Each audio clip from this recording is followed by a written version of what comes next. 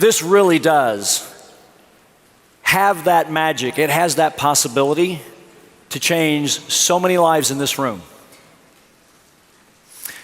Benjamin Disraeli was once quoted as saying, "Nurture your mind with great thoughts.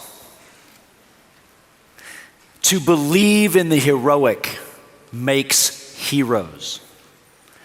You are about to have the opportunity to be mentored by someone who truly is heroic. And his story is so exceptional. At the age of, in fact, he has been doing this, heroically helping people alter their lives for over 5 decades. At the age of 26, he was introduced to the book.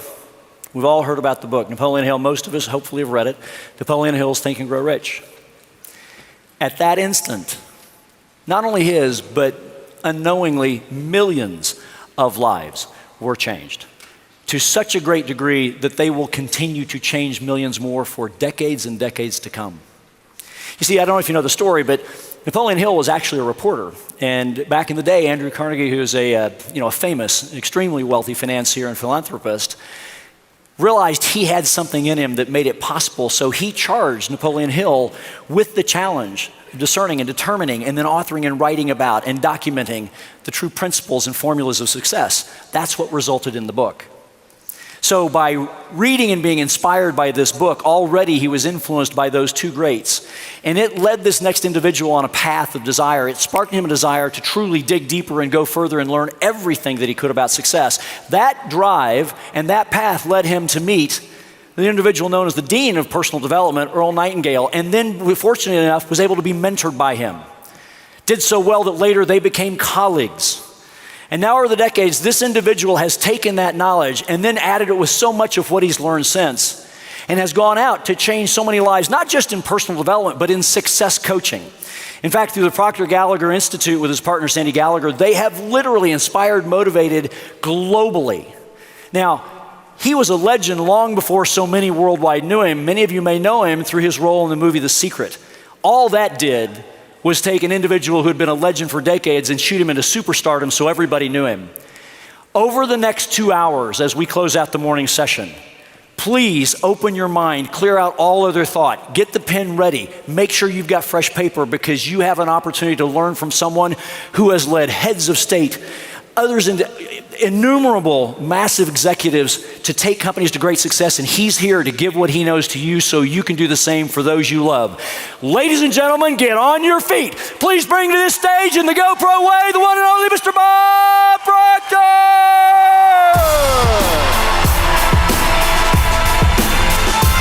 Thank you, sir.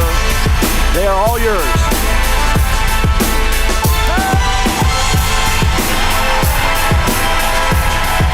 Greetings. Yes!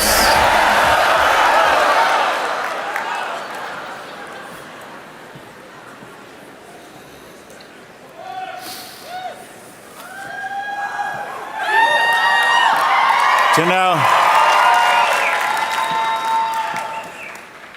I believe yesterday Eric said it was about mindset. You know, as you walk out here, if you don't have the right mindset, this room could be very intimidating. What a wonderful crowd. You know, I've been around this business for a long, long time.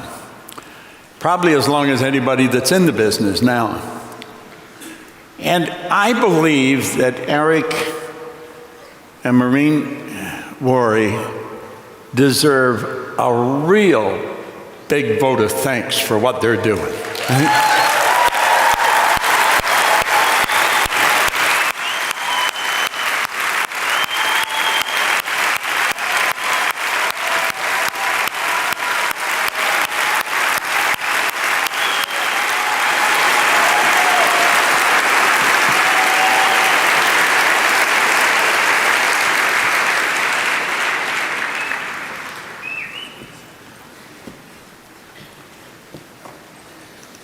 I don't know anyone else that has done as much as them from a generic training perspective. There's been many within the industry, within a company, that have done a phenomenal job, but from outside, as generic trainers, they've done an incredible job. I want to spend my time talking to you about results. The results we get are nothing but an expression of what's going on inside. And if you think about it, this is what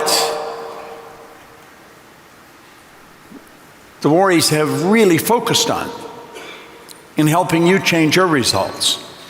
So as we go through here and talk about results, I want you to really think, how do results happen?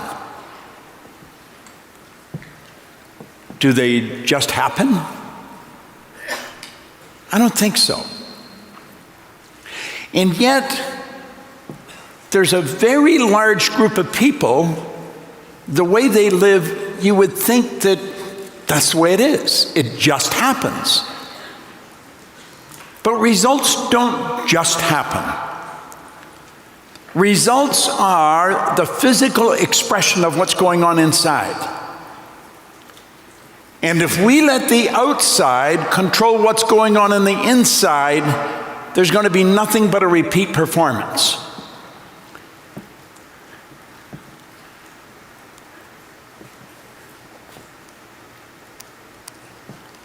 Okay, get this going.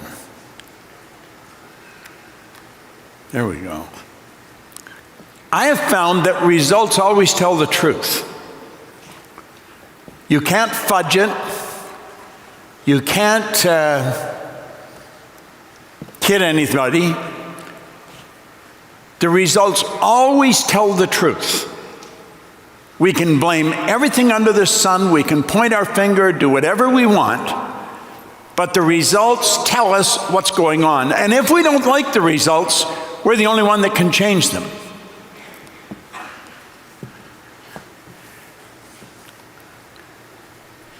I want to suggest that you take a real close look at your results. As we go through this, then ask yourself, how do my results happen? I spent 9.5 years seriously studying, trying to figure out how we get the results we get. Now, I've spent over 50 years working at this, but really focusing on what was going on, it was about 9.5 years. I'm having trouble with the flipper here. It's probably the computer. Now, I think everyone wants to permanently improve their results. I don't think there's any exceptions to that. We will frequently see our results getting better, and then they go back again. We go ahead, and then we flatten out again. If we're going to change the results we're getting, it's absolutely essential we change our paradigm. And if we don't change the paradigm, nothing happens. Any change is temporary. It goes right back to where it was.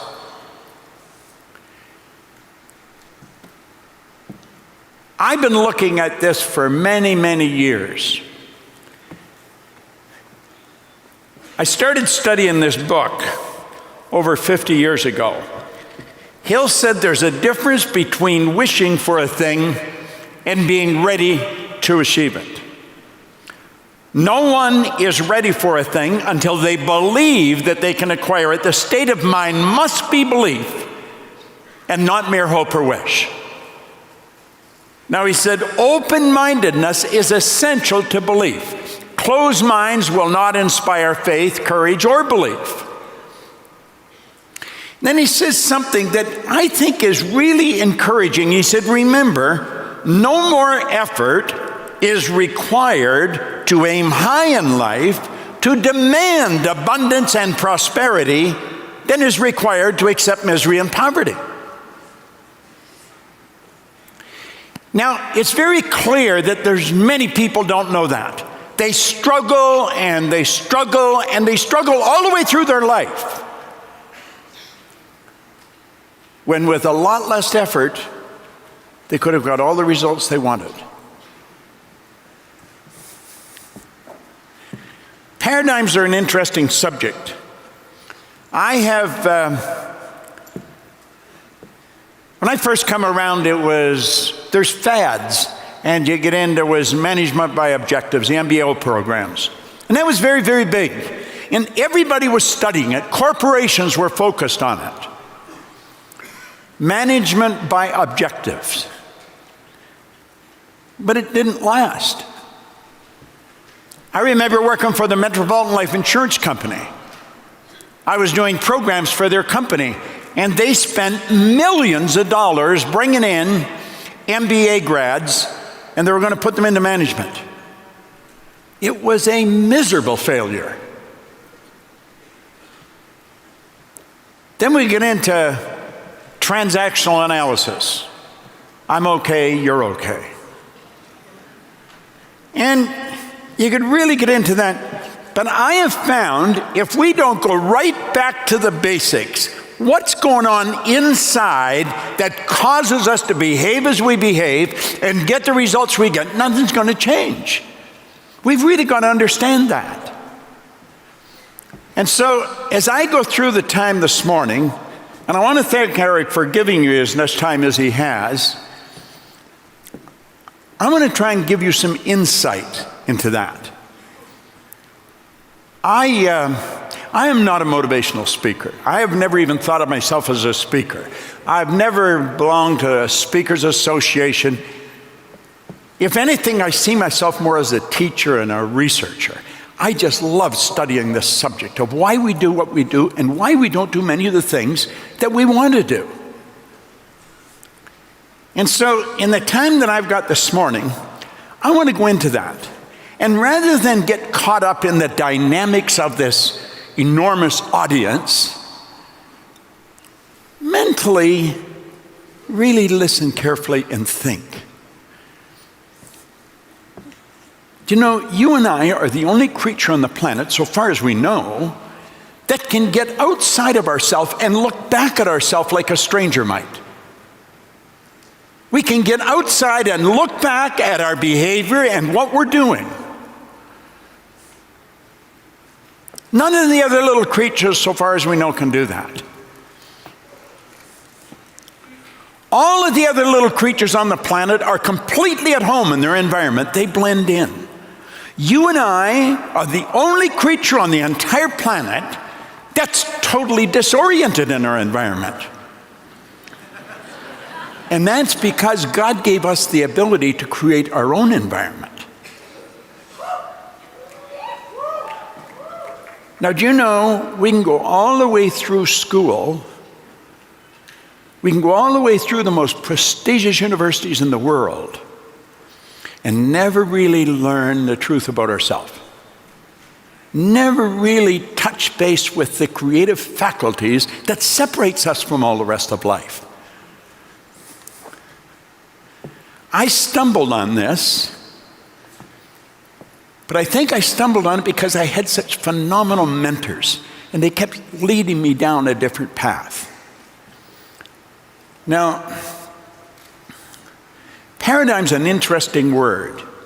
It's a mental program that has almost exclusive control over our habitual behavior. Now think of that. It's a mental program that has almost exclusive control over our behavior, our habitual behavior, and almost all of our behavior is habitual. Now think about that really carefully.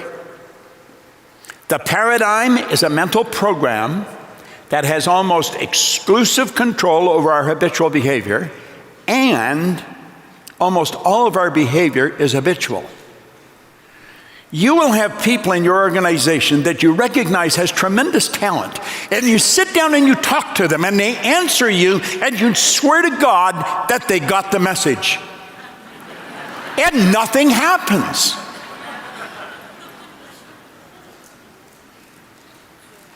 And your spouse will say, I thought you talked to them. You'll say, I did. Well, they're not doing anything. I know. You see, the part of the mind that you talk to is not the part of the mind that controls the behavior. There's two parts. One is the intellectual part. That's the part that we communicate with intellectually. But that's not the part that controls the behavior. You could be absolutely brilliant and have a terrible paradigm.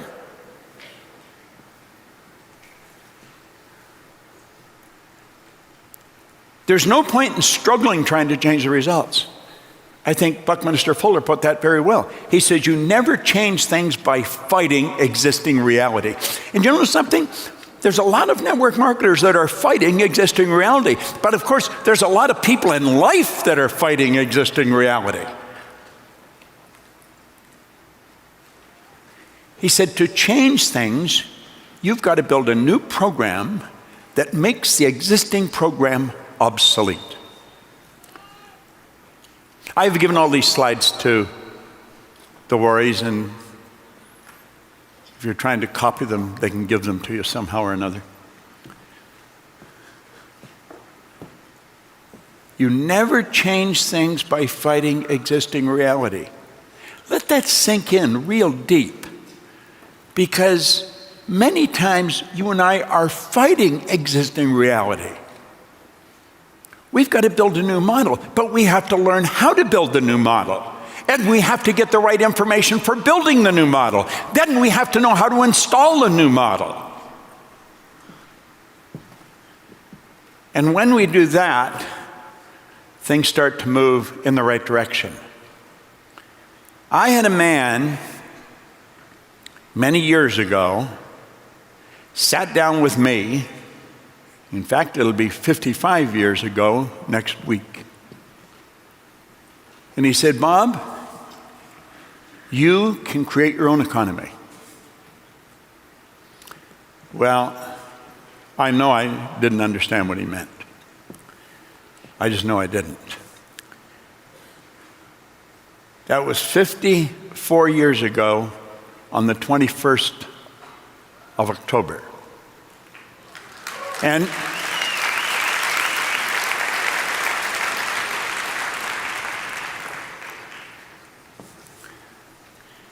he gave me this book.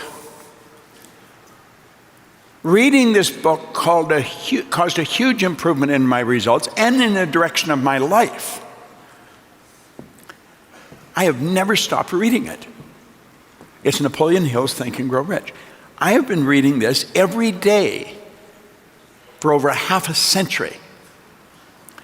You know, I think it was Hubbard said, when you read a good book through the second time, you don't see something in it you didn't see before. You see something in yourself that wasn't there before.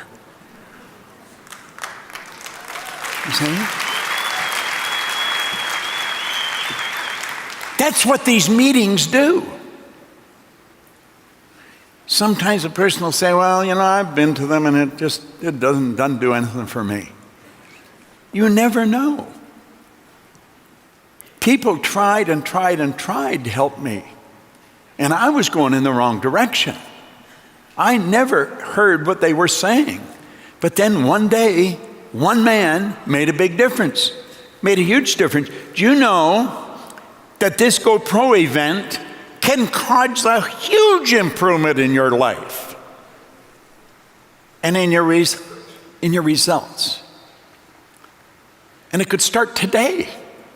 You see, the strange part about this is, it's when the change happens, it's like instantaneous. It's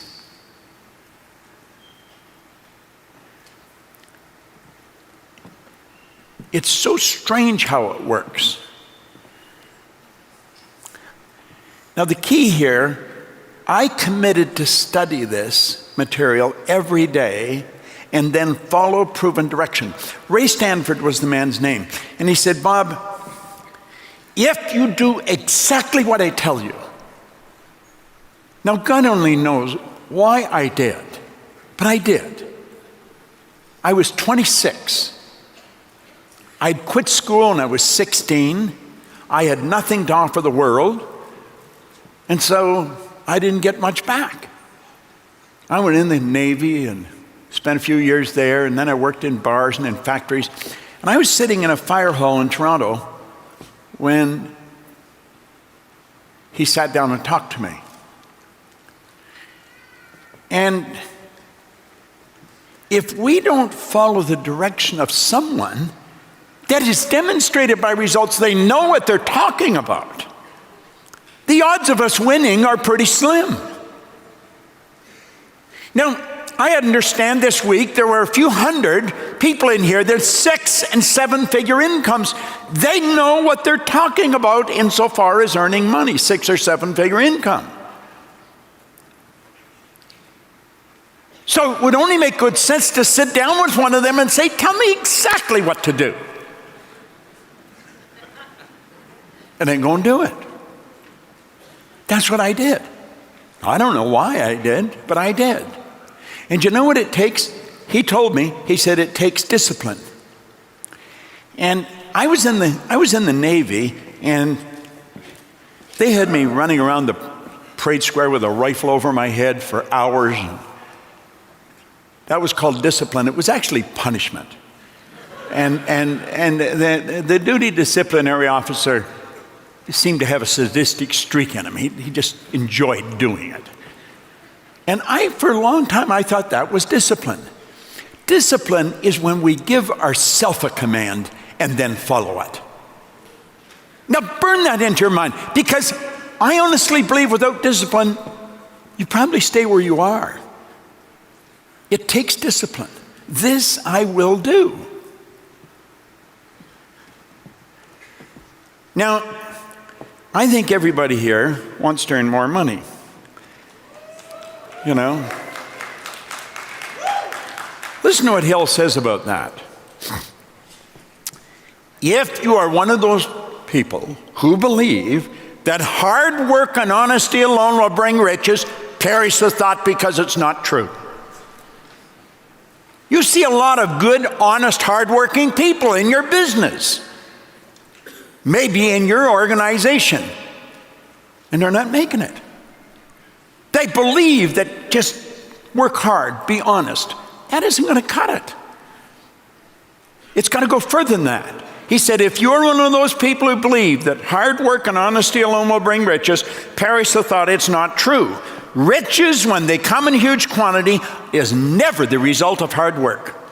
Riches come, if they come at all, in response to definite demands based upon the application of definite principles and not by chance or luck. You have to demand it of yourself. It's not anybody else's demand. We've got to demand it. It took me a long time to get that. It comes in response to definite demands based upon the application of definite principles.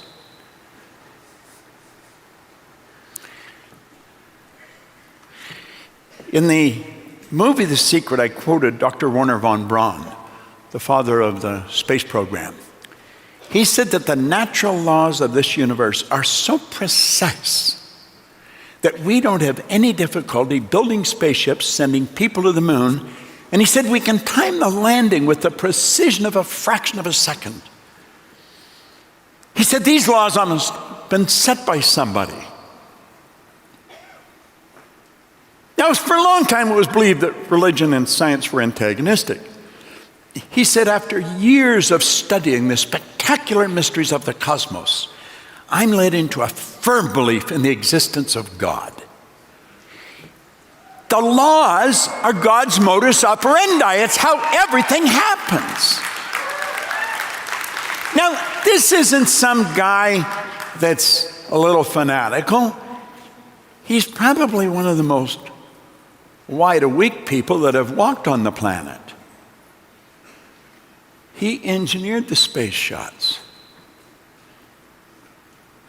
When Kennedy asked him, President Kennedy asked him, what it would take to build a rocket that would carry a person to the moon and bring him back safely to Earth, he answered him in 5 words: the will to do it. That's all it's going to take to build your business, the will to do it. You see, will is a mental faculty. The will to the mind is something like sight or hearing is to the body. The will is a mental faculty. The will is what gives you the ability to focus on one idea to the exclusion of all outside distractions. It sort of shuts down the senses and causes you to go inside. The will gives you the ability to focus, to concentrate. And concentration increases amplitude of vibration of the energy that's leaving you. It flows to and through you. You've got great power.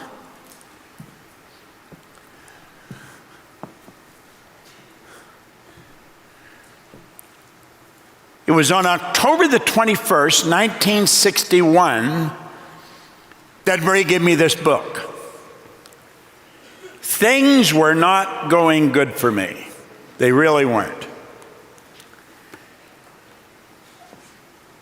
I was earning $4,000 a year, and I owed $6,000.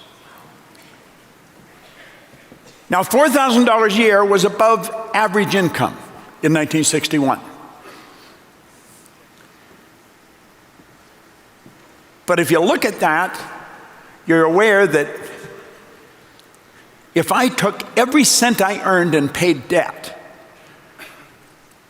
I would have taken 18 months to pay the debt, and I'd have had nothing to live on. You see, it was an impossible situation. I had no hope. But when Ray sat down with me, he was so definite in what he said.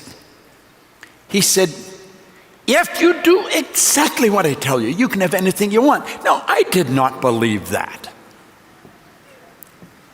But I believed he believed it. And then he said, your way's not working. Why don't you try mine? You know, that's not bad logic to work with some of your people. Your way's not working. Why don't you try mine?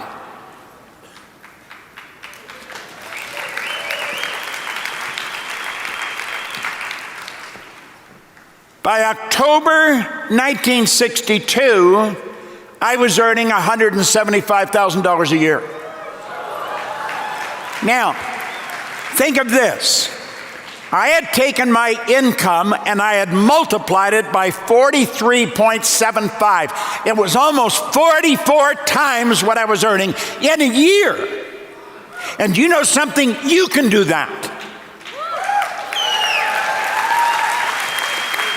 This is not pie in the sky. I was cleaning offices. I started washing floors to earn a couple of dollars. I started cleaning one office. It was Canada Starch on Comstock Road in Toronto. I got $15 a time for washing the floor.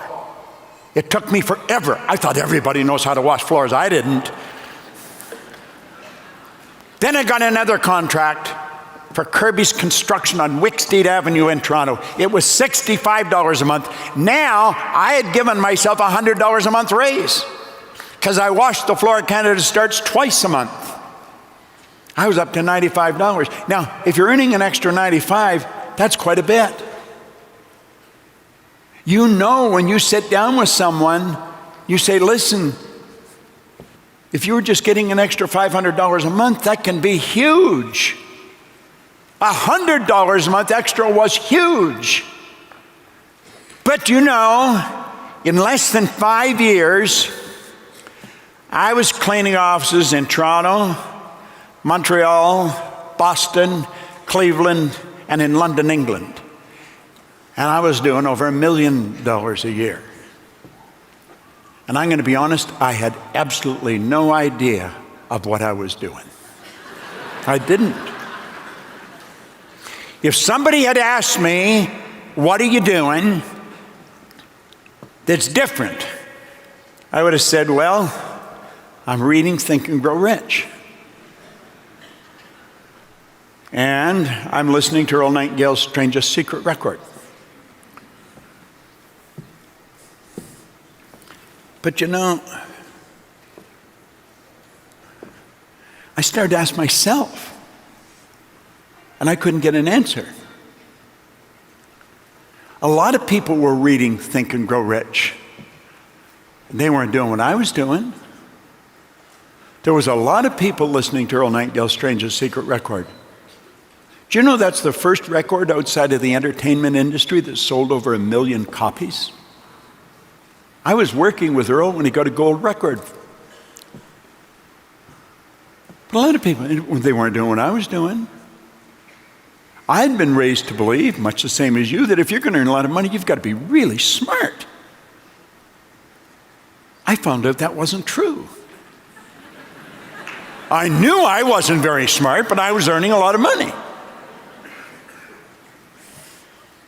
I was raised to believe if you don't go to school, you can't win. I hadn't gone to school. I'd gone to high school for 2 months. I wasn't just winning, I owned the company. I didn't have a good job. You see? Now, as obvious and simple as that seems, that presented quite a problem to me. I did not believe in an emotional or a capricious God that was on a cloud somewhere that said, I think we'll let Bob have a turn. I didn't believe that. I didn't believe I was lucky. And I didn't know how it happened.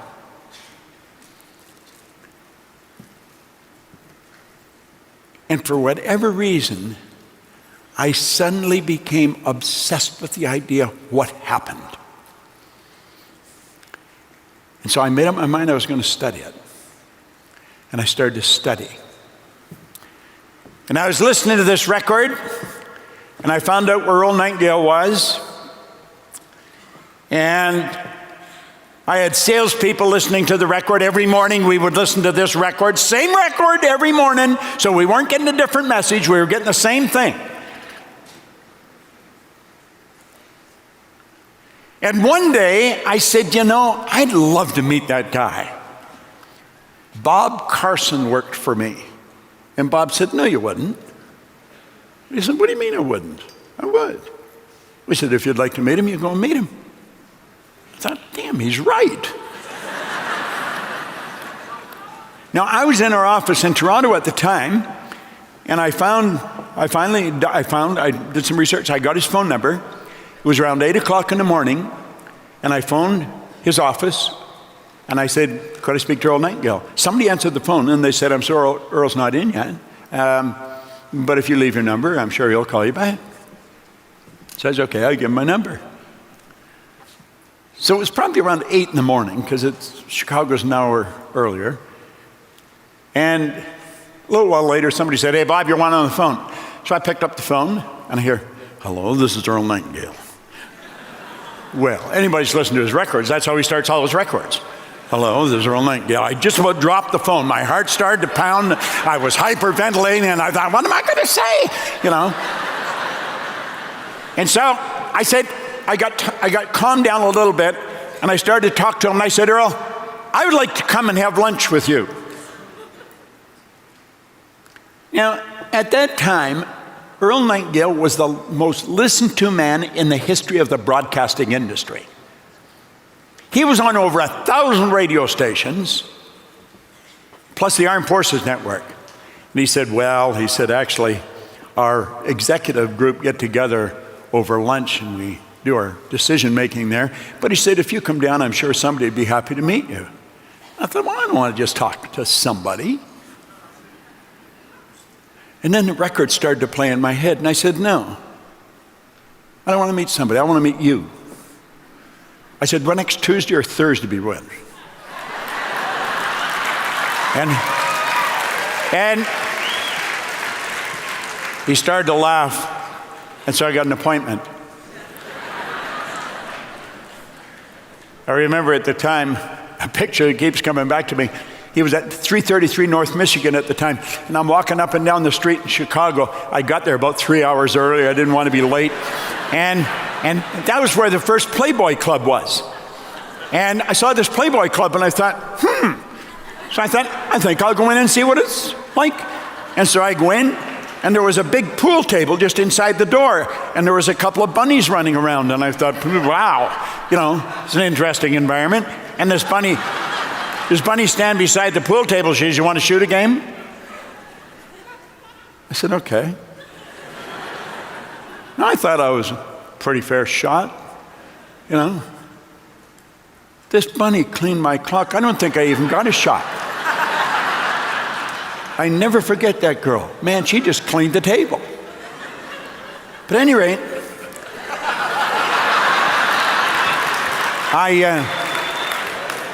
I've never challenged anybody to play pool since then, you know.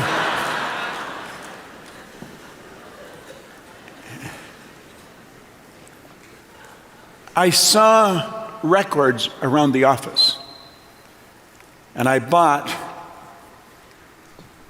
this program. What you see there on the screen is a battery-operated record player. That is sitting on the shelf in my studio. I still listen to those records. In fact, the first record I have on my phone, the magic word, it's attitude. But that afternoon, when I was leaving, I spent an hour with him. And I saw a proverb on the wall in his office. It says, "Seest thou a man diligent in his business, and he'll stand before kings." And beside that is a picture of Earl being introduced to Queen Elizabeth. I thought, wow, that proverb's accurately, it's accurate today. And when I was leaving, I said, "Earl, what's the big deal? What's the secret?" He says, "There's no secret." He says, "Just find out what you love to do and dedicate your life to it." He's the problem with most people is they never find out what they love doing. Well, I'm going to tell you, something came over me at that moment in that office. And I knew exactly what I loved doing. See, I built the cleaning company. I never talked to the cleaners about cleaning. I talked to the cleaners about themselves. I talked to the cleaners about their goals. I got the cleaners listening to these records. That's what I was doing with them all. This is something I realized as I was trying to figure out what happened to me. I was helping them. That's what happened to me. And I thought, I want to do what you're doing. And I made up my mind that day I would. Now, you know, a few years later, in 1968, I was their vice president of sales. I paid an enormous price to go to work there. I was prepared to pay them to let me go to work there. I was earning hundreds of thousands of dollars a year. I walked away from it. I took a job for $18,000 a year. And 5 years later, I was earning $33,000 a year. But I got an education the likes of which you couldn't buy today. Because I didn't just work with Earl.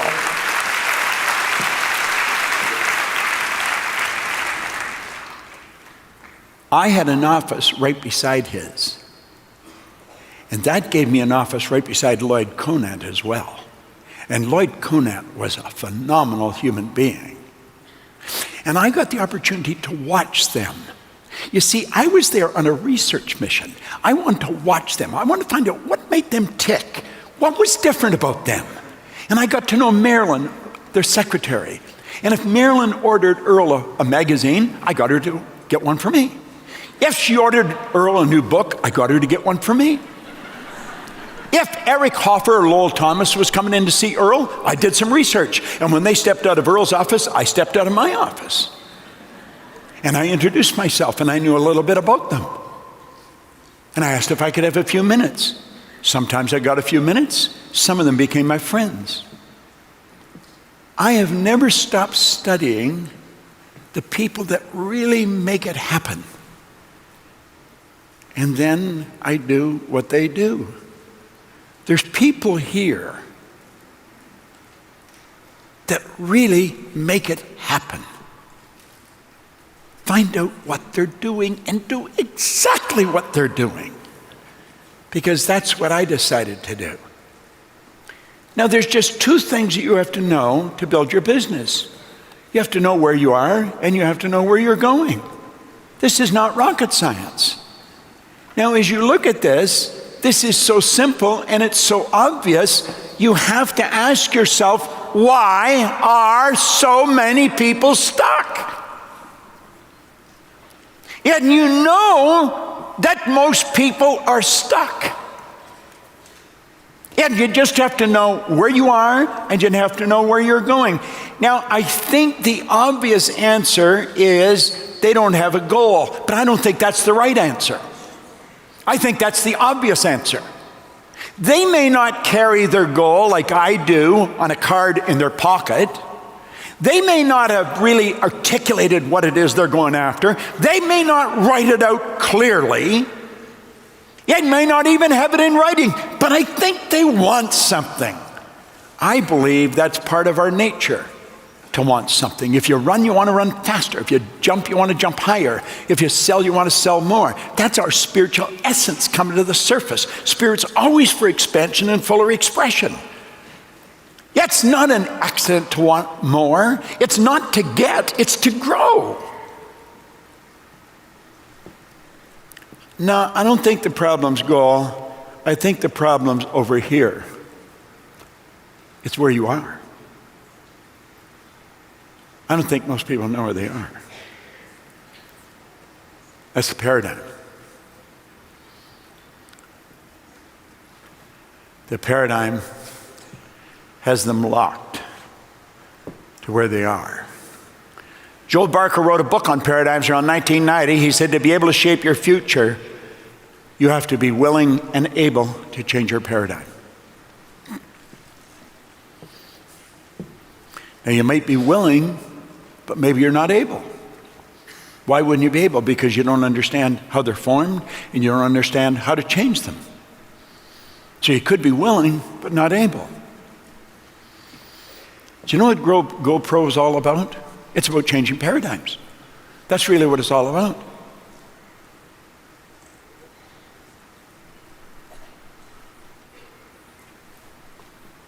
I was talking to Marina backstage. I was asking how long they've been at this, and they haven't even been at this that many years. And look at it grew and grew, and then whoosh.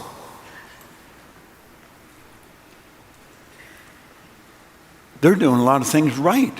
What are they doing? They're providing a phenomenal service. Now, what are paradigms? Paradigms are a multitude of habits, but really clearly get this.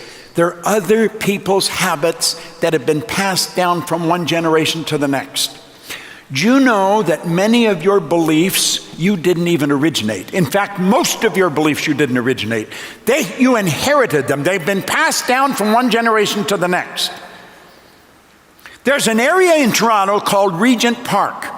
I remember back in the 60s, Regent Park was a bunch of old houses that were falling apart. And the city came in, took over, ripped all the houses down, built beautiful apartment buildings, and put the people in the apartment buildings. You know what the people have done? Wrecked the apartment buildings. You can take the people out of the slums. You've got to take the slums out of the people.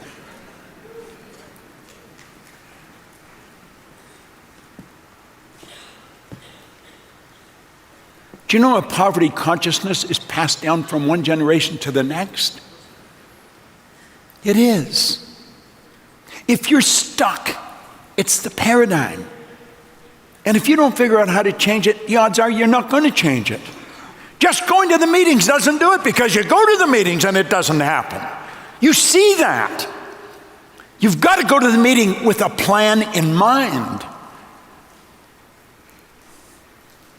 When you come here, you ought to be searching for one thing: a person that does many times better than you, and then you want to get to know them, build a rapport with them,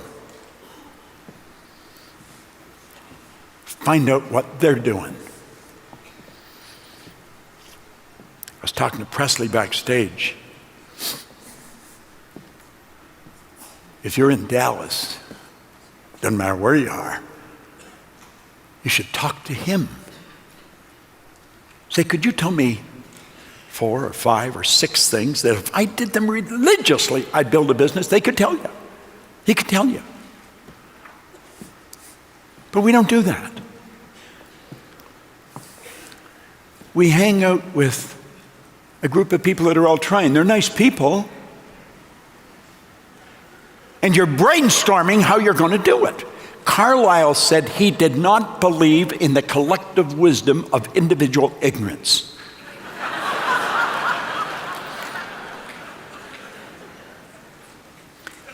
If they don't know, they don't know. Most people don't know, and they don't know they don't know. Let's stop and think.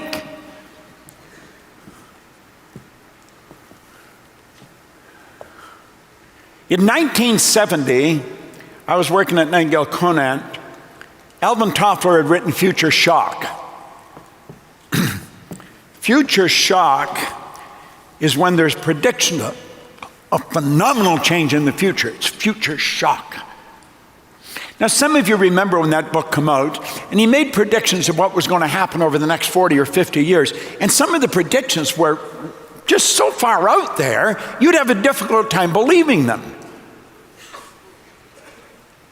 But now if you look back and think, I'm talking to someone through this camera because this is being streamed on all different continents. It's all over the world.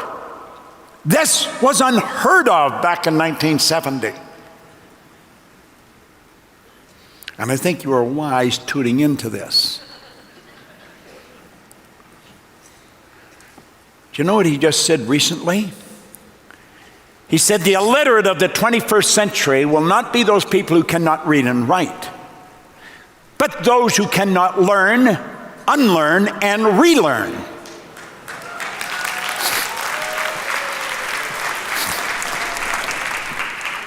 You've got to learn, unlearn, and relearn. That's changing the paradigm. That's exactly what it is. Now, in 1970, Eric Hoffer was awarded at the Nightingale Conant. We put on a Human Resource Congress. He was awarded the Human Resource Award. Eric Hoffer was a longshoreman who never went to school, but he always had a library card. He was a phenomenal author. He's gone now, God bless him, but he wrote, there's a little book he wrote, you should get it. Your library's incomplete without it. It's called The True Believer. It is so good. Yet he said, in times of change, the learners will inherit the earth. Well, the learned find themselves beautifully equipped to deal with a world that no longer exists. My goodness, is that true today? That was in 1970. The world was going through phenomenal changes, but they're nothing compared to what is today. In times of change, the learners will inherit the earth, while the learned find themselves beautifully equipped to deal with the world that no longer exists. Think of the people you know who are absolutely brilliant and they're not making it. You think, how come? Well, here's something else he said that I thought was beautiful. He said, to learn, you need a certain degree of confidence. Not too much and not too little. If you have too little confidence, you think you can't learn. If you have too much, you'll think you don't have to learn.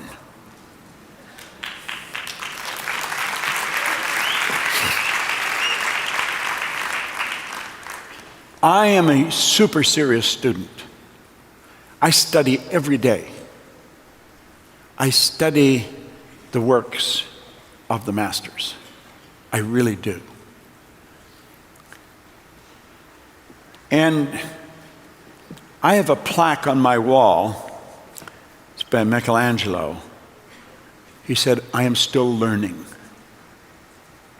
We're dealing with infinite knowledge. There's no end to it. Whatever we've got, we're scratching the surface. We've got to stay current.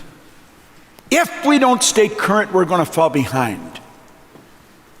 I'll be 82 on my next birthday.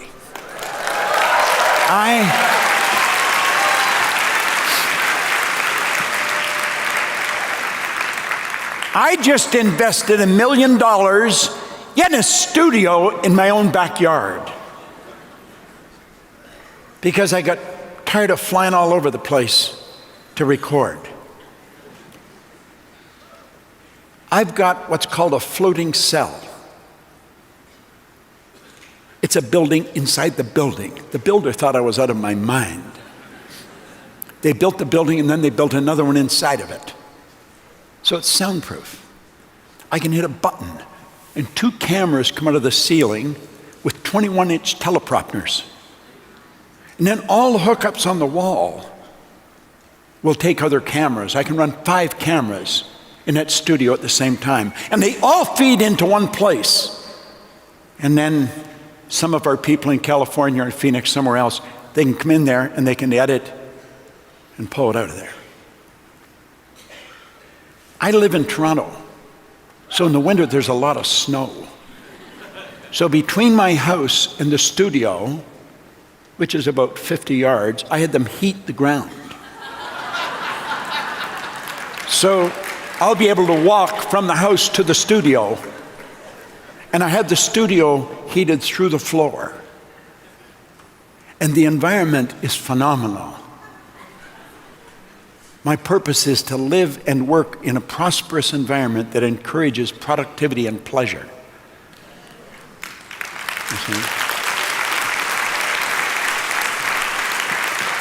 Now, I think, Eric, you said it yesterday. It's about mindset. And it is about mindset.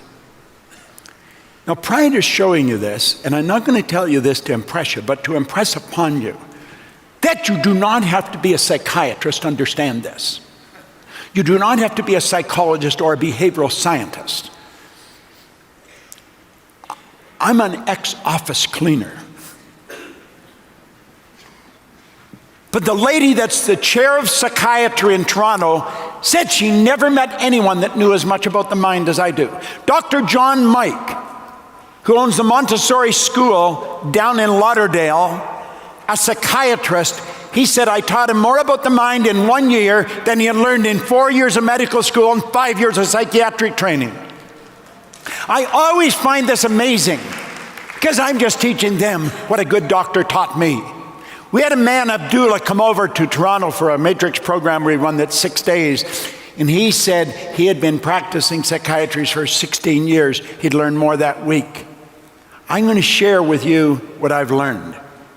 And this is broken down so simple that you can teach this to a child. And if you have children, try and understand this, because I have people saying all the time, how do you teach this to kids? The same as I would teach it to you or you to me. Quit thinking of them as kids. Start to think of them as little people. And the only thing they lack that you've got is experience and vocabulary. If you use a vocabulary that they can relate to, and you don't pull in the experience you've got, you can communicate very effectively. I remember I was working for a network marketing company years ago, and one of the top people asked me if I would do some work with their teens. And I really didn't want to. I was busy. I wasn't looking for things to do, but I didn't know how to say no. So I said, okay. I spent 1 hour a week with them on the phone for 12 weeks. There was about 10 or 15 of them. They stood on a stage in Kansas City in front of an audience like this. There were about 12,000 people there. And the audience was taking notes. Those kids will learn it faster than you. See, kids are not having to change their mind, they're making up their mind. There's a big, big difference. It's about the mind, it's about your marvelous mind. Now, I want you to look at the mind and that paragraph. Look at your mind and your paradigm. So as I go into this, like I said earlier, don't get caught up in the dynamic of the size of this program. Mentally, really think about you and your business. Because what I'm going to show you is something very simple. But in 55 years of studying this seriously, this is the most powerful idea I've ever learned. You and I think in pictures. We think in pictures. There was a doctor in San Antonio, Texas in 1934. That was the year I arrived because he was doing this for me.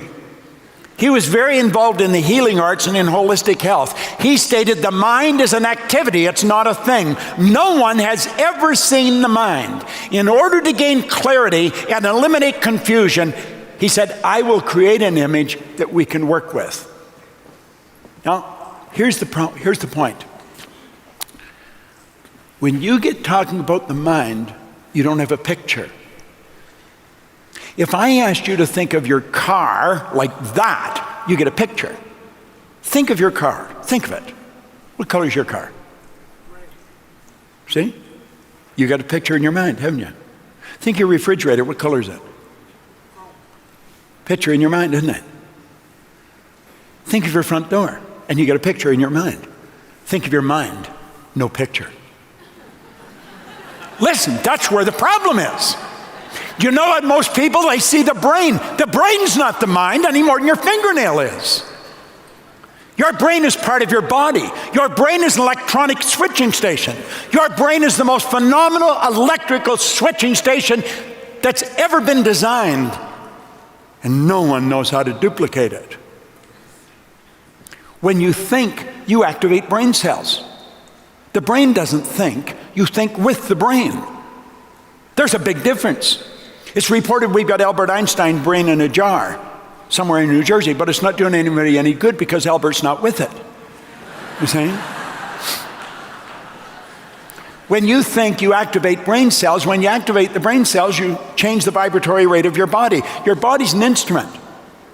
Your body's a mass of molecules and a very high speed of vibration. For me to raise my arm up and down, I had to activate brain cells.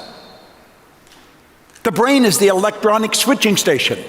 When a person has a stroke, the blood stops going to a part of the brain, and the brain is the greediest part of the body when it comes to blood. And because the blood stops going, the brain cells are dead, and the arm just hangs loose. Why? The electronic component to move the arm is not working. You know what we found? We can educate other cells to do what the damaged cells could no longer do, and now you're seeing people gain the use of their arm back again. Yeah. That's called patterning. Now, like I said, this is the most valuable idea I've ever learned. Fleet said, if there's a problem in the body, it exists in the mind. I could paraphrase that. If there's a problem in your organization, it's in your mind. If you're going to change your organization, you've got to change your way of looking at it. Let that represent you. That's your mind and your body. That's the conscious mind, the subconscious, and the body. Now, without question, this is the most valuable idea I have ever learned. Because when I look at you, that's how I see you. I see the top half of your head as your conscious mind. That's where your intellect is. And that's what you're communicating with. Hooked up to the conscious mind, you have your sensory factors. You can hear, see, smell, taste, and touch. And your sensory factors are hooked up to your conscious mind to help you correspond and communicate with your outside world. Do you know what our problem is? We live through them. We let the outside world control what's going on. We've got to stop that. We want to use the sensory factors to look and see what we have been doing and then work at changing it inside. But we don't let the outside control us. Now let's go and look at this. I found this on the internet. I love it. The most powerful paradigm shifting tool on earth is the human soul on fire. When we wake up, yet we start to see ourselves the right way. Wow, there's no slowing us down. It just keeps getting better. Now, let this drawing represent you. You've got your conscious, your subconscious, and your body. Your conscious mind is your thinking mind. That's the part of you that can think. I'll tell you something I know. I don't know this from talking to Eric or Marina. I know by observing what they're doing. Their thinking about their business has changed over the past couple of years. I don't have to ask them. I know it. If the thinking hadn't changed, you wouldn't be in this ballroom. Your conscious mind is your thinking mind. Do you know that thinking is the highest function that we're capable of? Do you know that thought energy is cosmic energy? It penetrates all time and all space. That's your educated mind. That's the part school focuses on. And that's where your intellect is resident. Now, your subconscious is your emotional mind. And until you get emotionally involved with the ideas, nothing really happens. Now, let's alter this a little bit. The conscious mind gives you the ability to choose. J. Martin Coe wrote a little book a number of years ago called Your Greatest Power. Your greatest power is your ability to choose. That is your greatest power. You choose to build the business you're building. That business you've got, it was your choice. You say, well, it wasn't my choice. Yes, it was. Or you wouldn't have it. You say, well, I don't like it. Well, then you better make another choice. You can accept or reject everything that comes to you. You know all this stuff you see on television about the economy? You don't have to accept that. Do you know in the very best economy, there's people that struggle. And in the worst economy, there's people earning millions.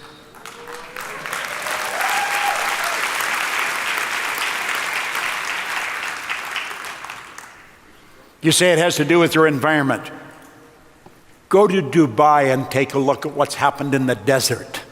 They're skiing over there on snow. You have the ability when you reject information to originate information. You've got an originating capacity. Now get this, that's all in your conscious mind. This is really important. Your subconscious mind must accept whatever you give to it. It has absolutely no ability to reject, and this is the beautiful part. Your subconscious mind cannot differentiate between what you imagine and what's real. In the coaching programs I run, I recommend everybody get Stella Adler's book, The Art of Acting. You want to get it. It's a phenomenal book, The Art of Acting. Stella Adler was one of the greatest acting teachers of America. She studied under Stanislavski, who was the Russian acting teacher who perfected method acting. Marlon Brando wrote the foreword to the book. He was her student. He was the first method actor to hit star status. Stella Adler actually never wrote a book. A man named Kissel took all her lessons after she died and turned it into a book. So when you read The Art of Acting, you're actually going to Stella Adler's acting classes. And that's what William James told us way back in the turn of the century from Harvard. He said, act like the person you want to become. Act like you're running that business. Act like you're already the 7 producer. Yet that's the way you're acting. That's what has to happen. Do you know what our problem is? We're worried about what they think. Who are they? Our relatives, our friends, our neighbors, our downline. What are you not? What are you acting like that for? Why are you being so phony? Say, I'm training my mind.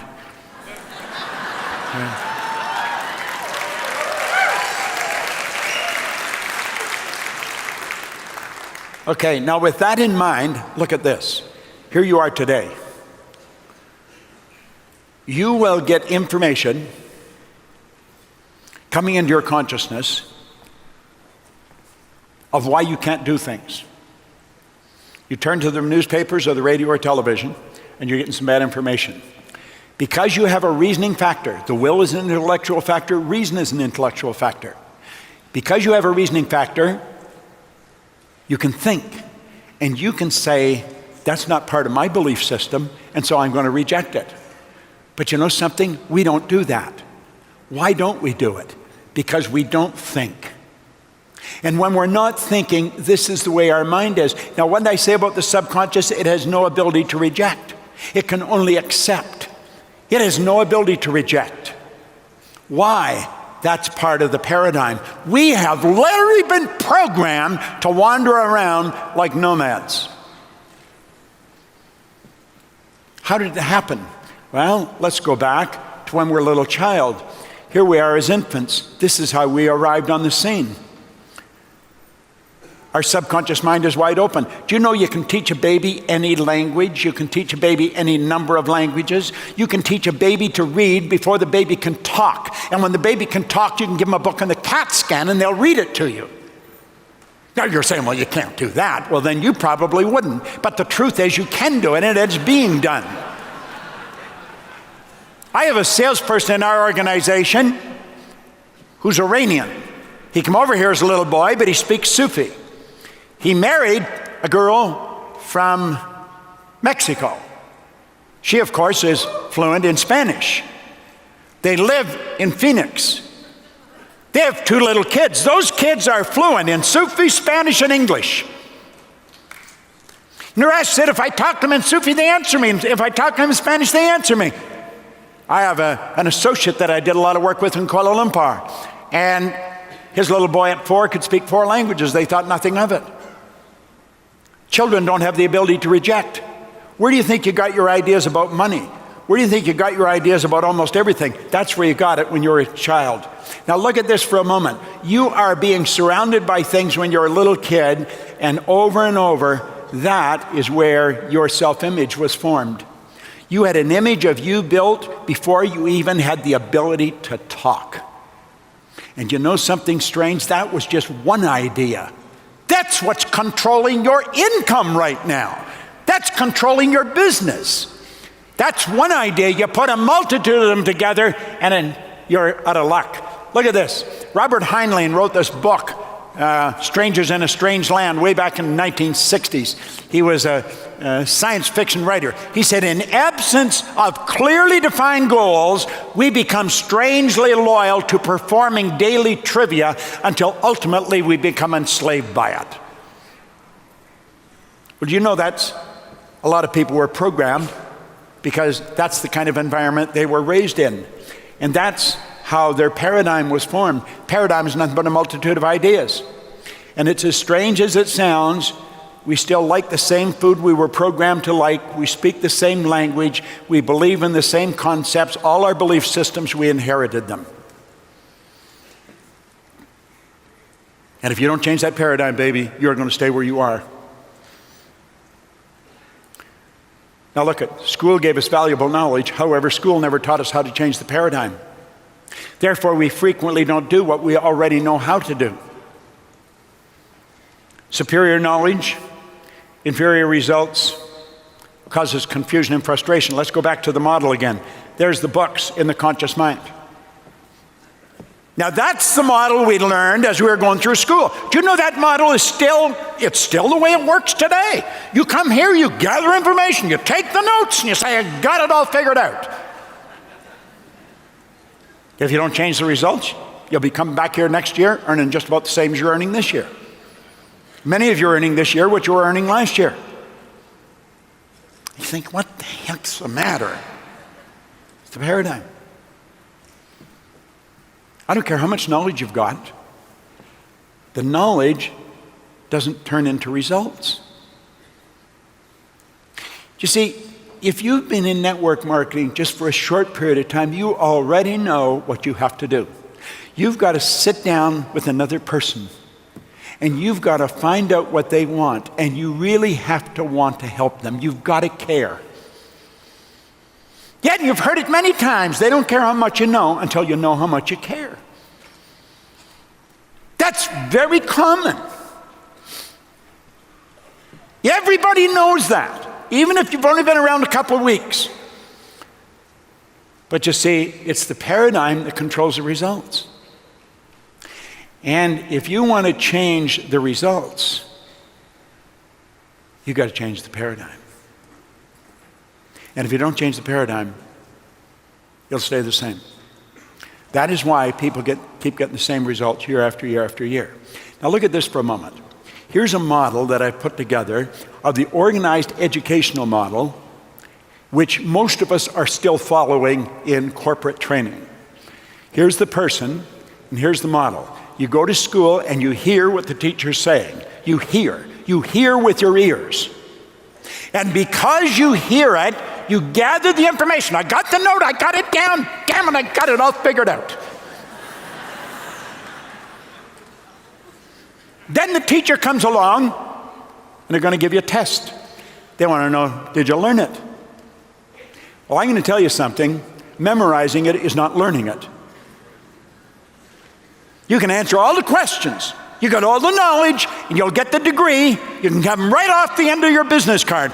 But that is not learning, baby. That is gathering information. Now get this.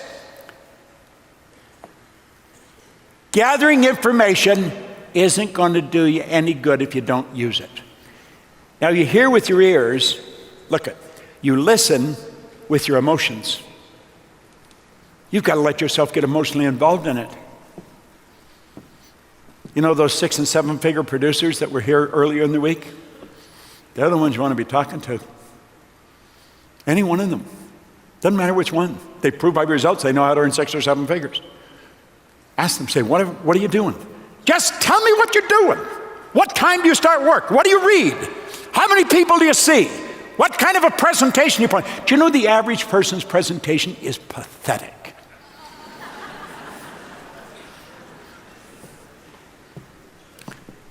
I have been doing this since the 60s.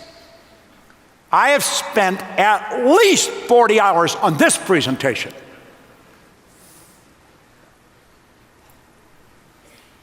If you don't do it, you're not going to be any good. And you've got genius locked up within you. Now you listen with your emotions. And if you're listening, odds are pretty good you're going to learn. Now really let this sink in.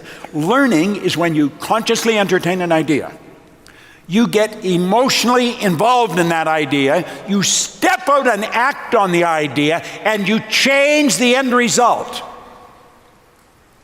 It's the feedback from the change in result that's the learning experience. I did this, and that's what happened. I learned something. That's not gathering information.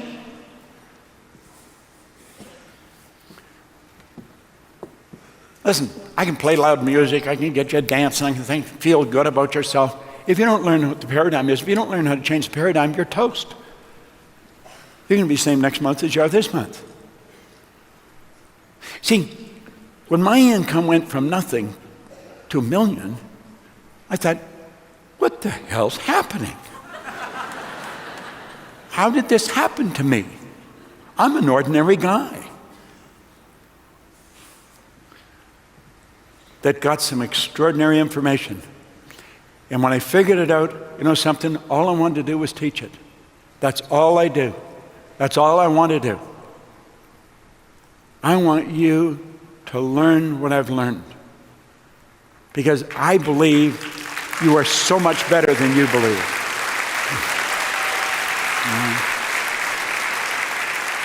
Now look here for a moment. Let these lines represent levels of awareness. Okay? A is aware of how to get the results B is getting, but B is not aware of how to get the results A is getting. Now think of this. A is aware. You could say the A's were the ones that are here earlier in the week. They took all week to come here. B is not aware of how to get the results A is getting. Why do so many of the B people get stuck and stay stuck? Why don't they go and ask the A people what they're doing? Well, they stay stuck because of paradigms, a lack of awareness. It's so wild and so misunderstood. You're going to make a decision. Now, watch this carefully, because I think this is important. I want you to look at the areas of your life that your paradigm has enormous influence over. This is really important. Now, everybody might focus on a different area, but every area is really important. Your perception is controlled by your paradigm. It is. When you're sitting down and talking to a person about the opportunity in your organization and they don't see it, they don't see it. You're going to help them shift their perception of what this is all about.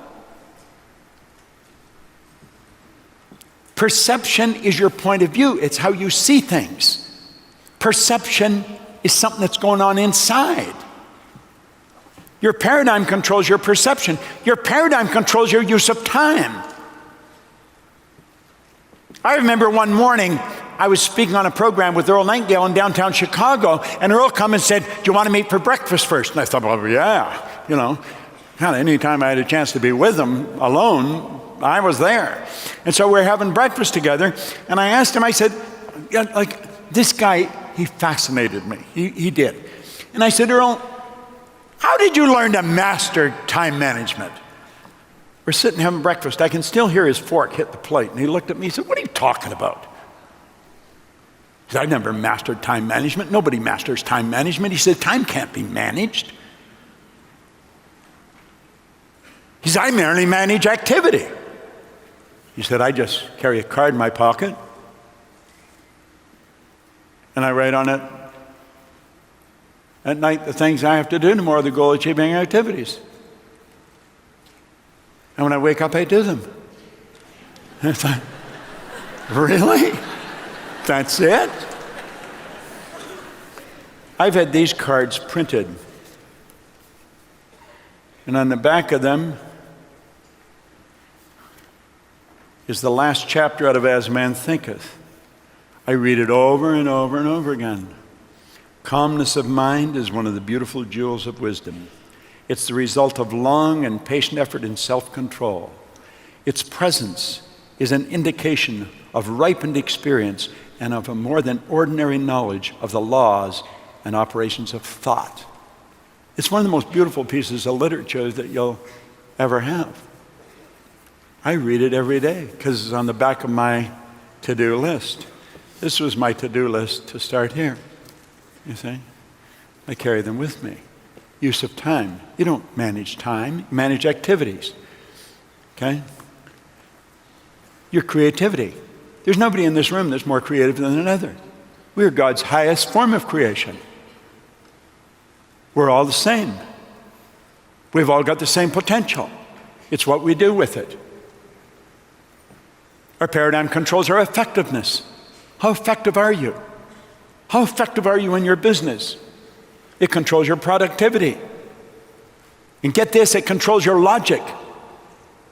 Have you any idea where we would be if the Wright brothers let logic control them? We wouldn't be moving around very fast. You know, all the people that have made breakthrough were illogical. Your paradigm controls your ability to earn money. Now look at this. Do you see that box around all those areas? They're like imaginary walls. They're imaginary walls that you just don't seem to be able to break through because the paradigm is controlling you.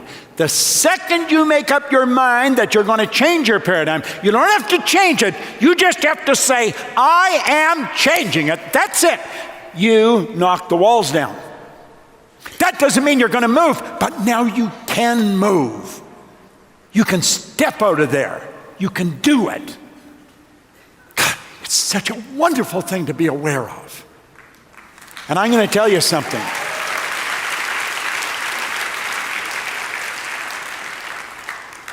I want you to imagine how your entire life will change as you begin improving any or all of these areas. The change is going to be huge. From 4,000 to 175,000. My head was spinning for years. I was wondering, I wonder when it's going to end. I remember reading, James Cagney was a very favorite actor of mine. I remember reading about him. He never saw his own movie. And he never thought his career would last. He always thought it was going to fall apart. Get this, the change is not only going to be huge, it'll be permanent. I have never gone back. That doesn't mean I've never had problems. I've had lots of problems. But I control me regardless of the problem. I don't let the problem control me. Change. Imagine if that's the only thing you changed is your use of time. Do you know, you're going to hear marvelous information here. That's all you're going to get from everybody here.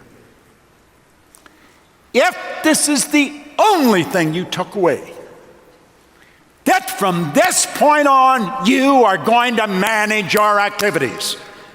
That's it. No more fooling around. I was coaching a man one time. I thought he had more money than God. He used to fly me to his yacht in the Caribbean, or he'd fly me over to Gstaad or to Cap Antibes. Paid me tens of thousands of dollars, and I'd just sit and talk to him. He had a place in Eaton Square in London. If I told you it belonged to the prince, you'd have believed me. The man had a lot of money. His first name was Harash. He wouldn't work. He hired me to get him to go to work. And when he went to work, I was out of work with him. But I remember one time we were at Cap Antibes. He had the most beautiful place, and there was a picnic bench outside. You could look across the bay to Cannes. It was just an absolutely magnificent place. And we were out there having croissants that one of the servants had gone and got. And we're in the south of France. I mean, they were perfect. And some tea, and we were chatting in the morning. And when we were finished, I went to pick the things up to take them in the house. He said, no. You don't do that. And he rang a little bell. And servants come out to pick it up. He said, if you do that, they won't have anything to do. But you know, I couldn't stop thinking about that for the longest time. I realized you have to learn to be served. I was uncomfortable with it. You have to learn to be served. I've lived in the same house for over 30 years. I'll probably live there for another 30 years if I'm here. I'm comfortable there. We have a pool. And there was a guy there, he's gone now, he died a year or two ago, but Frank was there when we moved in.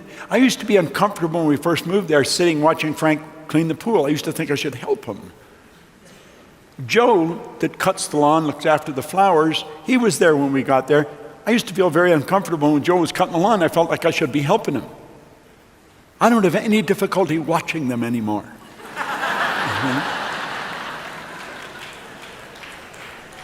We have 2 housekeepers. Linda put it across very well. Amanda became 65 and she didn't want to work full time, so we said, well, you just work part time. We'll pay you the same. And we'll get another person in. And she said, you know, the other person's really good. She looks after the house, but Amanda looks after us. And I thought, yeah, it's true. You've got to learn to be served, though. You have to learn everything. Well, when you learn to use your time, you'll skyrocket your income. I spend all my time creating. I have a phenomenal staff.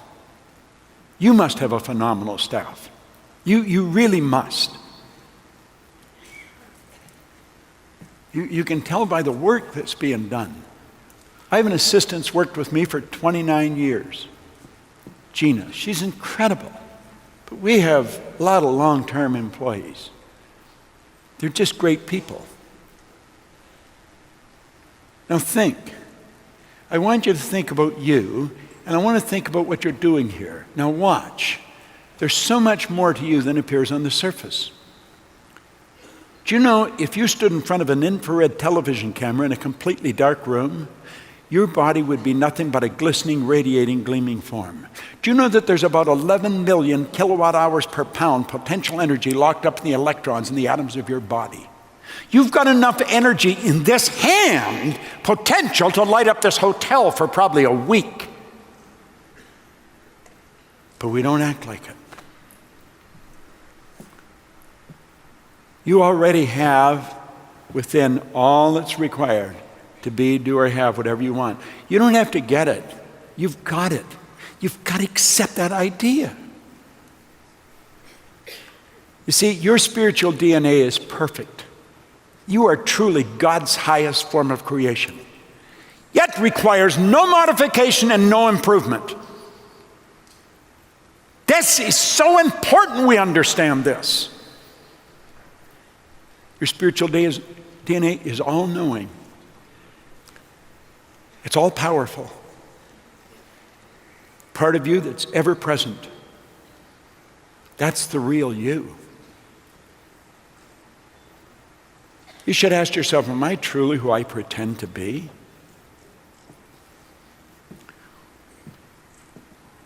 Where did the idea for the cell phone come from? Where did the idea for the internet come from? Where did the idea that permits us to stream all over the world to you who's sitting possibly at home, listening to this, where did that idea come from? I would imagine, as you're sitting in your office or you're sitting at home watching this whole conference, you are so grateful for the internet and for this is streaming. Where did the information come from? It was always here. It was always here. Where does the power come from? You don't get power, you release it. No one gets energy. You'll hear somebody say, where did she get all the energy? Nobody gets any energy. All the energy there ever was or ever will be is 100% evenly present in all places at the same time. We release energy. I have more energy than most people half my age. Where do I get it? I don't get it. I release it. Desire is the triggering mechanism that releases the energy. If you don't have desire, you're going to drag yourself around.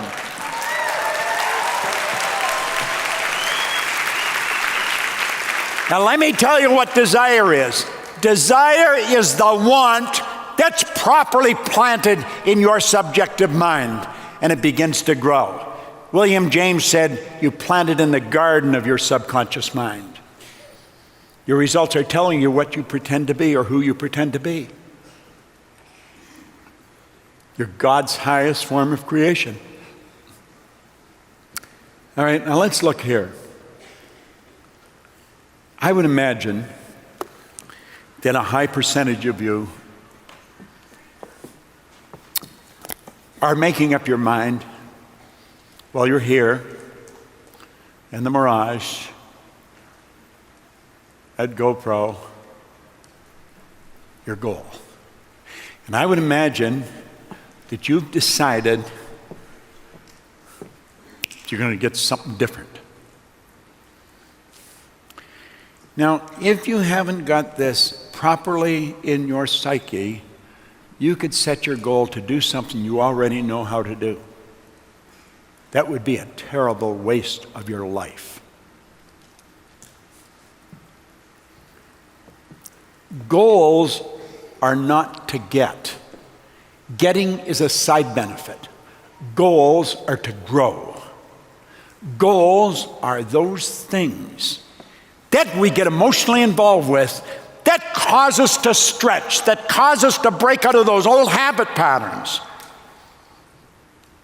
If you could get into Rory's mind, either Maureen or Eric's, when they come up with the idea of filling this ballroom last year,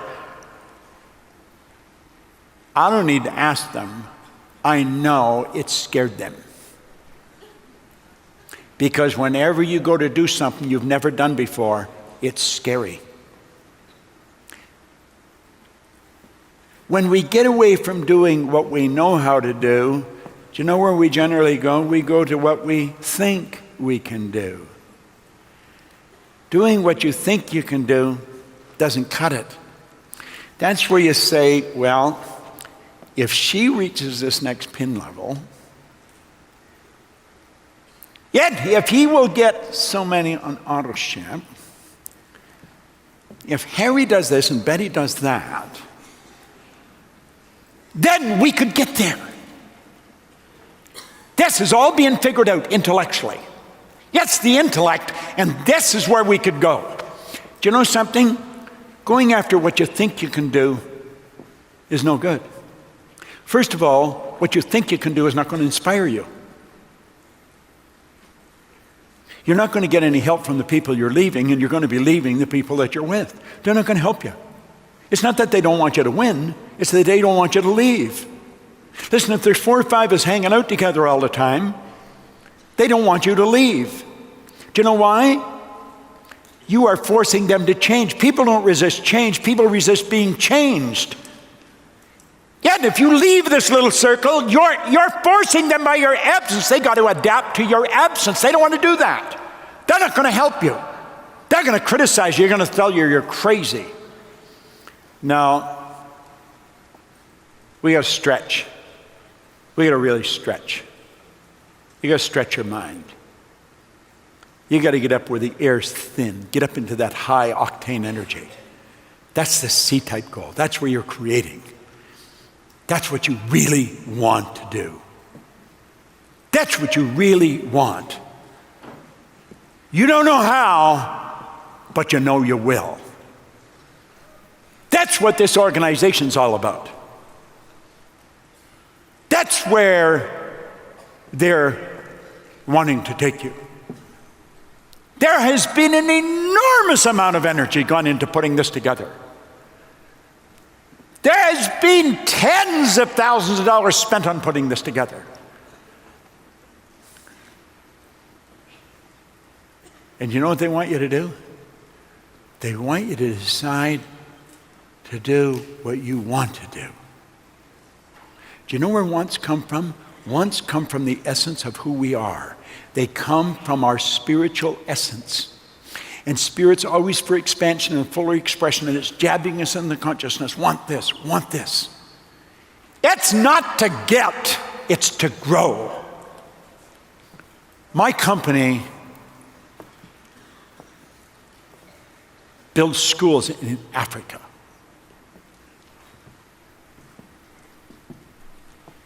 I have a business partner, Sandy Gallagher, and we made a decision, and we got the whole company involved.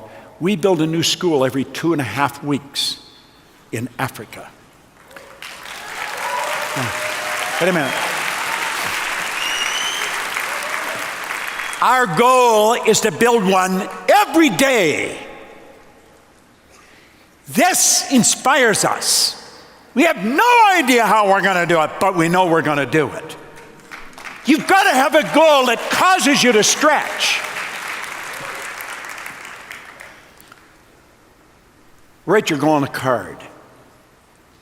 I started to do that 55 years ago. Carry it in your pocket. Now listen, I'm going to go down something fast. If you're not well-centered, if you don't have the right mindset, and you set a goal to do what you want, understand this. Things don't change outside as fast as you want them to change. Do you know, this little book, You Square, everybody should get it. He said, absence of evidence is not evidence of absence. He's talking about dealing with unseen forces. What you're doing is working with a non-physical world. That's the real you. You're a spiritual being. Now look it. You're either dealing with ignorance or knowledge. There's a power flowing into your consciousness.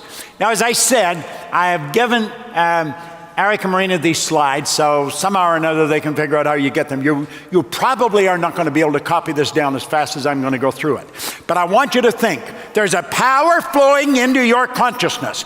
If you're being controlled through your senses and you don't see things happening the way you want them to happen, you'll probably start doubting or worry. So you're taking this knowledge or this power and you're building a negative idea out of it. That doubt or worry, when you impress it, turns into fear. That fear must manifest through the body. The body is the instrument of the mind. It'll manifest itself as anxiety.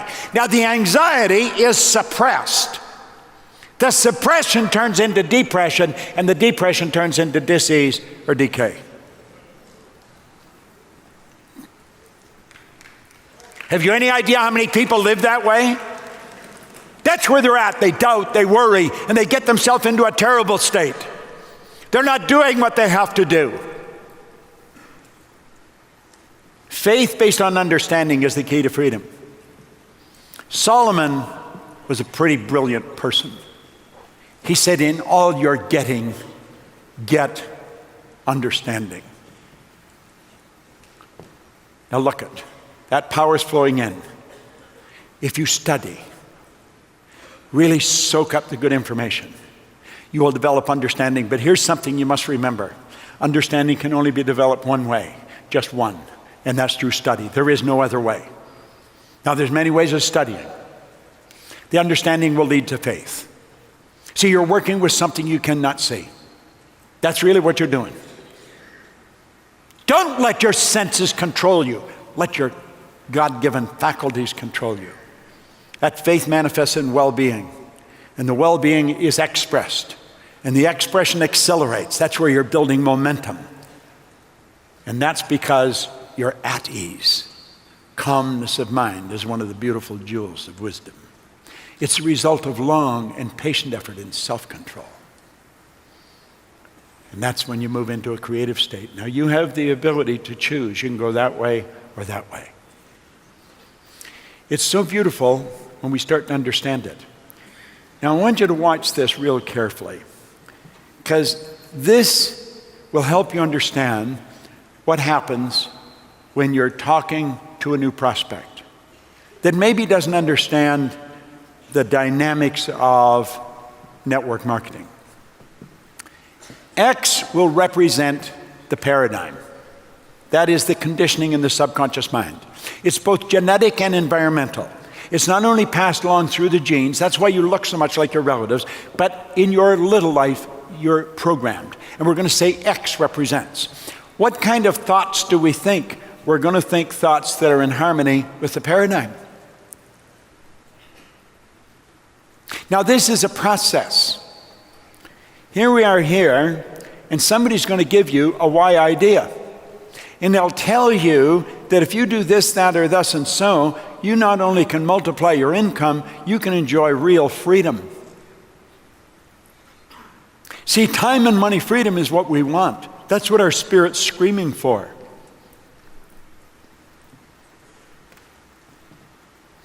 Yet when you start to explain it to them, their intellect grasps it and they like it. They say, I love this idea.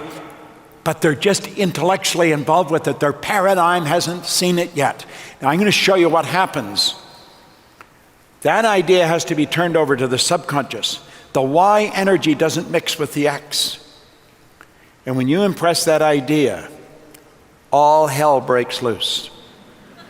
That's where you hit the terror barrier. Worry, fear, anxiety strike just like that. And you go right back to where? To bondage. And you know something? That's where most people spend their whole life. You can help them get through that.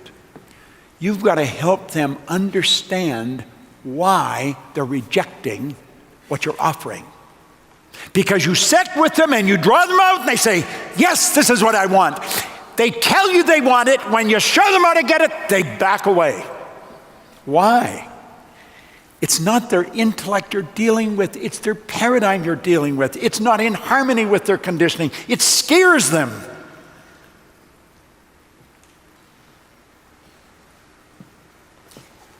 Look at Joseph Campbell put it so well. He says, the cave you fear to enter holds the treasure you seek. What do you have to do? You have to understand that that terror barrier is there. You have to understand when you're going after the big goal, it is going to scare you. You have to understand that if you're not scared and excited at the same time, you're probably not going after the right goal. You got to go after something that just scares the daylights out of you. But it excites you at the same time because it's what you want, but you're not in harmony with it. But if you keep going, here's what happens. You say, I'm going right through that terror barrier, and you just crash right through it. You get out there and you do it. And through repetition of getting involved, you don't eliminate the fear by doing it. You just continue to aggravate yourself, but through repetition, paradigm changes.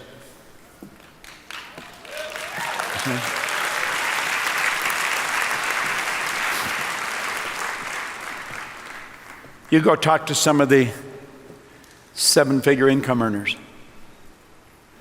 They'll tell you,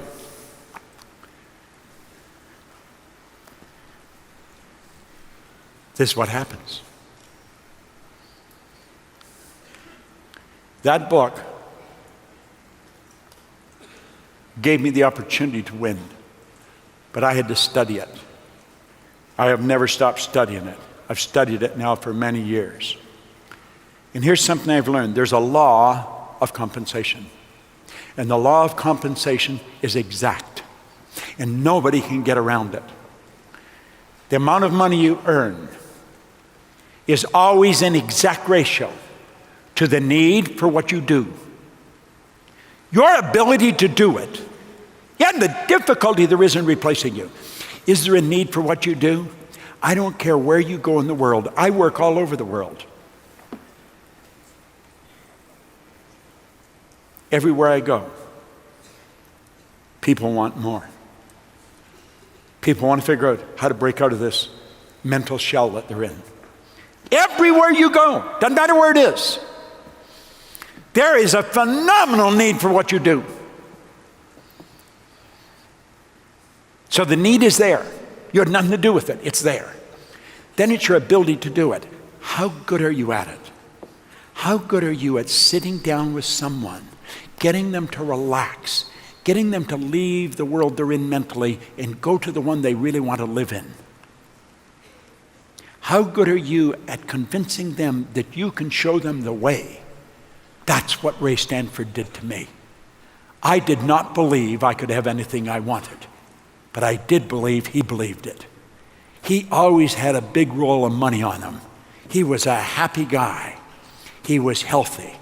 I was unhappy, sick, and broke. He said, your way's not working. Why don't you try mine?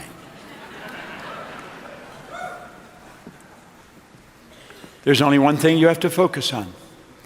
2 steps will take care of themselves. When you focus on your ability to do it, you'll become very difficult to replace. Very difficult to replace. That's important you understand that. Now look at, there's only 3 income earning strategies, M1, M2, and M3.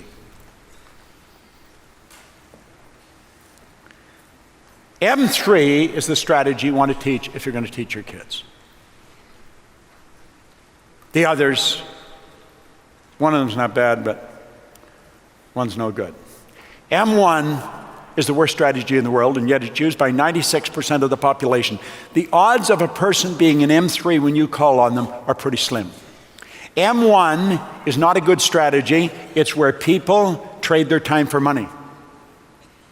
Now, there's part of our paradigm is to save for our old age. Save for a rainy day. I'll tell you what you'll get. You'll get a rainy day. But that's part of the paradigm. That is part of your paradigm. And so a person's trying to save, but they're not earning much, so they squirrel a little bit away of what they are earning at the expense of a life. They never drive the car they want. They never take the vacation they want. They never go they live in the house they want. When I fly out of Las Vegas, I'm going to fly out when I want to fly out. I don't phone to ask them when they're going. They ask me when I want to go. Do you know that that is a choice? That's a choice. And today I fly in the fastest thing in the air. And sometimes I'm all by myself. And I just up there and I work all alone. Costs a lot of money. But what the hell, it's only money.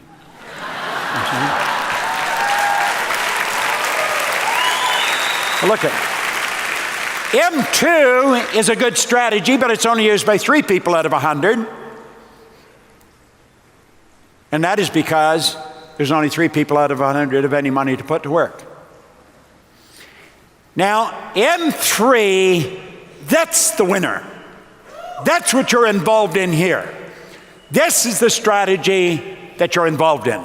Yeah, it's used by 1% of the population, but get this, baby, they are 96% of all the money that's being earned. And that is because you're setting up multiple sources of income. The ancient Babylonians understood this. Multiple sources of income. The real truth is, you can earn more money when you're sleeping than you can even spend when you're awake.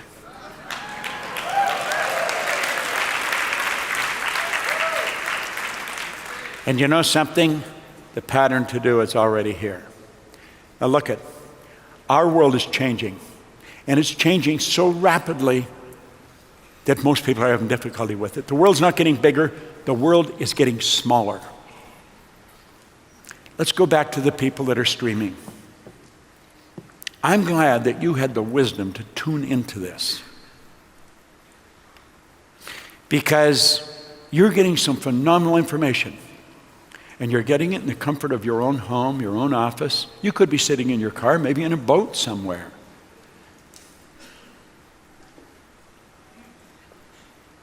There's no end to what you're capable of earning. You can have business all over the world, and many of you do, through network marketing. Look at MSIs, you can set them up anywhere. Now, there's a certain truth about this. Are they all going to be the same? Rarely. Everybody's looking for the heavy hitters. But you know, the ones that were here earlier in the week, they didn't need the ballroom for them. You want to make, next year, they do need a whole ballroom. Now look at, some of the people you bring in are going to build a big business and some a small business. But I'm going to tell you something that is in common with every one of them. The money is going to flow into your bank. And it just keeps growing if you're doing it right. And if you're not, you're going to lose. So basic and so misunderstood. What do you need? You need direction. Where do you get it? From the people that have proved by results they know what they're doing. I think Jesus put it very well when he said, by their fruit you'll know them. You don't have a hard time telling the people that really understand this business. All you have to do is look at their results. You need direction and you need discipline. What we say discipline was? It's the ability to give yourself a command and then follow it.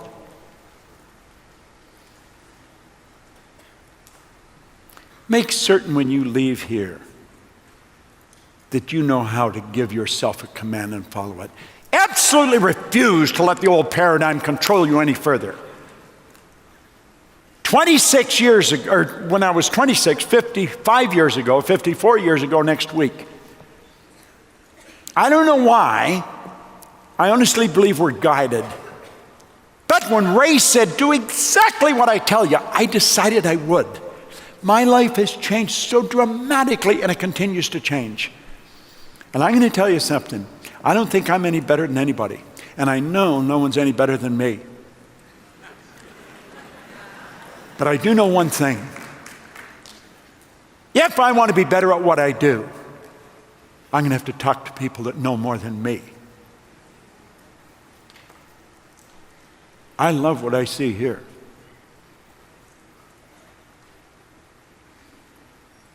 And I'll tell you something, you two know something I don't know.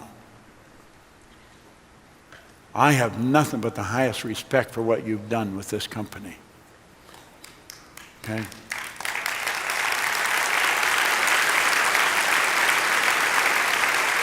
With support, discipline becomes easier.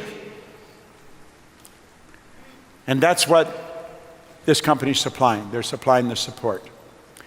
Now let's summarize. Let that represent you. And understand there's a phenomenal power that flows to and through us. It's flowing to and through us. And that's what thoughts are made of. You can think anything you want. And those thoughts will either be positive or negative. But you send them out into the universe and you impress them upon your subjective mind. Your thoughts cause your feelings, and your feelings are expressed with and through your body. In your actions. And you take a look at the composite of the three of them, thoughts, feelings, and actions, that's what produces the results. And that's what we call attitude. It's the composite expression of your thoughts, feelings, and actions. Now, I learned that from these recordings way back in the early 60s. I still listen to them every day. I literally play the records every day. Now, here's something we want to remember. Take this information and turn it into achievement. Achievement is after the fact. It's confirmation that the sacrifice, the effort, the visualization exercise you live with were all worthwhile. Your dream did manifest. Achievement then becomes the catalyst that inspires you to even greater achievement. I found something on the internet that I thought was so appropriate to bring this in for a landing with. I love it. Surround yourself with the dreamers, and the doers, and the believers, and the thinkers. But most of all, surround yourself with those who see greatness within you, even when you don't see it in yourself. That is what this is all about.